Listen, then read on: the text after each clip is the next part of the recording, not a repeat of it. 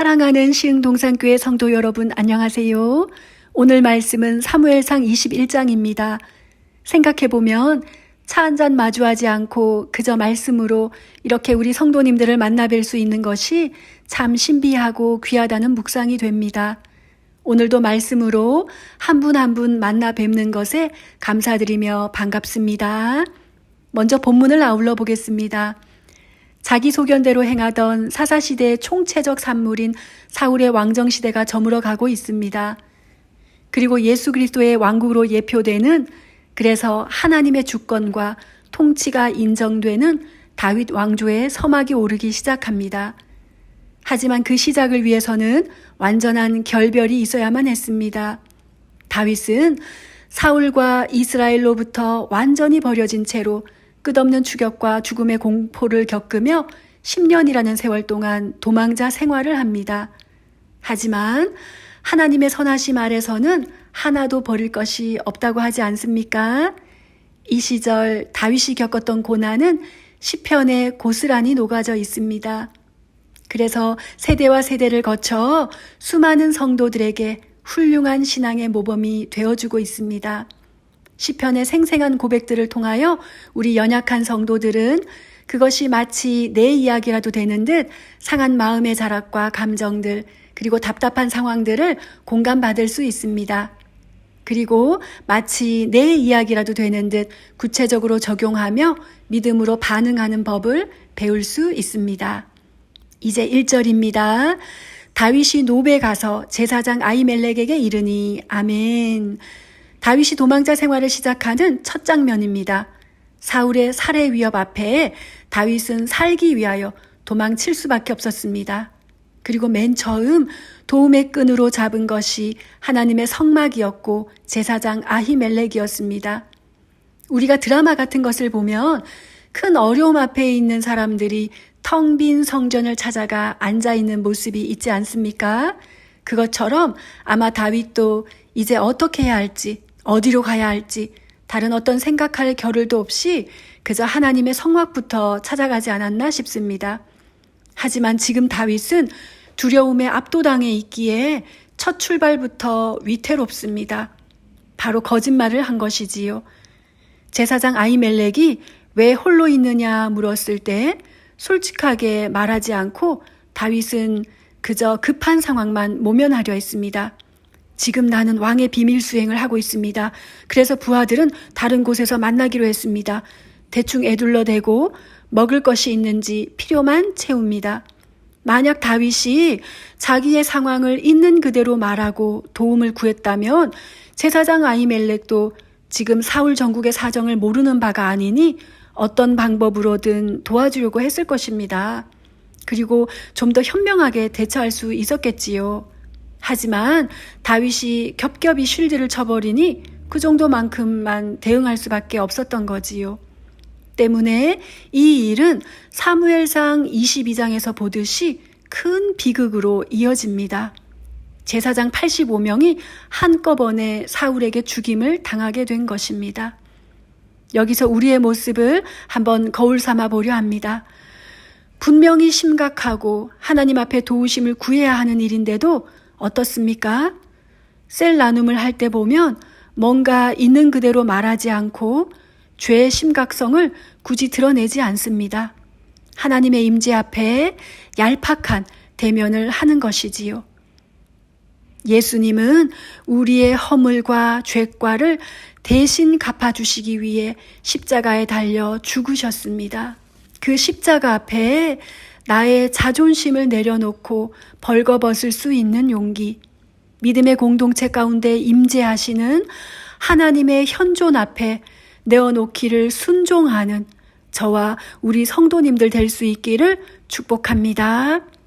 7절입니다. 그날에 사울의 신하 한 사람이 여호와 앞에 머물러 있었는데 그는 도액이라. 아멘. 도액은 영원한 이스라엘의 원수 에돔 사람이었습니다. 출세에 대한 욕망으로 사울의 목자장까지 발탁되기 위해 얼만큼 기회주의였을까요? 아마 제사했을 가축에 대한 용무로 이곳을 찾았던 것 같습니다. 이런 도액을 그날 그곳에서 마주쳤다는 것은 다윗에게 매우 불행한 일입니다. 도액은 불과 같이 달려가 다윗과 제사장 아히멜렉을 사울 앞에서 태워버렸을 것입니다. 하지만 이 또한 피해갈 수 없는 것이 우리 인생입니다. 성경에는 사탄에 대한 증거가 굉장히 많습니다. 그 중에서도 계시록 12장 10절은 이 마귀가 하나님 앞에서 밤낮으로 우리 믿음의 사람들을 참소한다고 증거하고 있습니다. 그러니까 우리의 계획과 상관없이 도액과 같은 시험과 고난의 간섭을 언제라도 받을 수 있는 것입니다. 그럴 때 우리에게 필요한 것은 무엇일까요? 8절입니다. 다윗이 아히멜렉에게 이르되 여기 당신의 수중에 창이나 칼이 없나이까? 아멘. 지금 다윗은 무기를 요청하고 있습니다. 그리고 마침 그곳에 헌납되어 있던 골리앗의 칼이 있다는 대답을 듣고서 9절입니다. 그 같은 것이 또 없나니 내게 주소서 하며 골리앗의 칼을 취합니다. 하지만 그것은 하나님이 원하시는 무기가 아닙니다. 골리앗의 칼이 있다고 도액의 간교를 이겨낼 수 있습니까? 우리에게 어떤 기가 막힌 방법이 있어서 마귀의 악한 계괴와 틈탐과 간교와 이간질과 거짓말과 유혹을 물리칠 수 있습니까? 성경이 가르쳐주고 있는 무기가 있습니다. 바로 하나님의 말씀이지요.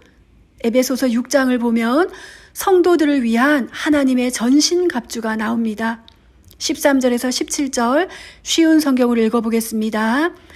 하나님의 전신갑주가 필요한 이유가 있습니다. 그것은 악한 날에 쓰러지지 않고 굳건히 서기 위해서입니다. 이제 여러분은 굳게 서서 진리의 허리띠를 띠고 가슴에 의의 흉패를 붙이십시오. 발에는 평화의 복음을 전할 신을 신으십시오. 손에는 악한 자의 불화살을 막아낼 믿음의 방패를 드십시오. 머리에는 구원의 투구를 쓰십시오. 그리고 하나님의 말씀인 성령의 칼을 쥐십시오. 아멘. 이것은 당시 로마 군인들이 무장했을 때 복장에 비유한 말씀입니다. 놀랍게도 모든 무장은 방어용인데 딱 한 가지 공격용이 있습니다. 바로 하나님의 말씀인 성령의 칼입니다. 하나님의 말씀만이 사탄을 공격할 수 있는 무기입니다. 그래서 예수님도 광야 시험을 받으실 때 하나님의 말씀으로 마귀를 이겨내셨습니다. 골리앗의 칼이 우리를 지켜주는 것이 아니라 하나님의 말씀이 우리를 지키십니다. 그러니 하나님의 말씀이 그저 거기 있는 말씀, 그냥 종이 위에 써진 말씀만이 아니라 내 말씀으로 경험되고 순종되어질 수 있기를 축복합니다. 10절입니다. 그날에 다윗이 사울을 두려워하여 일어나 도망하여 가드왕 아기스에게로 가니. 아멘. 가드는 골리앗의 고향입니다. 지금 다윗은 왜 적군 블레셋의 땅으로 넘어간 거죠? 이스라엘 땅에서는 다윗이 숨을 수 있는 한 줄기의 땅, 단 한 켠의 숨구멍도 없었기에 아이러니하게도 다윗은 이스라엘의 적대국 블레셋으로 향할 수밖에 없었던 듯합니다. 하지만 그곳에서도 다윗은 자신을 알아보며 비꼬는 아기스의 신하들을 보며 두려움에 압도당합니다. 그리고 미치광이처럼 행세하며 쫓겨납니다. 원래 다윗은 얼마나 지혜롭고 아름다운 사람이었습니까? 얼마나 용맹스러웠습니까? 하지만 두려움은 다윗을 이토록 어리석게 만들었습니다. 우리도 마찬가지지요. 우리 연약한 인생은 두려움이라는 거대한 댐 앞에서 늘 흐르지 못하는 강처럼 멈춰 서고 맙니다. 버려지면 어떡하지? 세상에서 나 혼자가 되면 어떡하지? 들키면 어떡하지? 이게 마지막 기회면 어떡하지? 이 두려움에 너무나도 취약한 우리는 머리가 하얗게 되고 교묘한 가스라이팅의 피해자가 되기도 하고 어리석은 선택을 하기도 하고 앞으로 나아가지 못하게 됩니다. 로마서 8장 15절 말씀 쉬운 성경입니다. 여러분이 받은 성령은 여러분을 다시 두려움에 이르게 하는 노예로 만드는 영이 아닙니다. 여러분을 하나님의 자녀가 되게 하는 영이십니다. 그래서 우리는 그 성령을 의지하여 아빠, 아버지라고 부르는 것입니다. 아멘. 요한일서 4장 18절입니다. 사랑이 있는 곳에는 두려움이 없습니다. 왜냐하면 완전한 사랑이 두려움을 내어 쫓기 때문입니다. 아멘. 오늘 도망자가 된 다윗의 첫 출발을 통해 많은 묵상을 하였습니다. 사랑하는 성도 여러분, 우리를 사랑하시되 끝까지 사랑하시는 그 조건 없는 사랑 앞에 오늘도 우리의 두려움을 내려놓고 내일이 아닌 오늘의 쉼을 누리고 자유하고 평강하고 평안한 하루 되시기를 축복합니다. 함께 기도하겠습니다. 하나님 아버지, 오늘도 말씀 가운데 함께 해주셔서 감사합니다. 하나님이 없이는 단 하루도 온전할 수 없는 연약한 존재임을 고백합니다.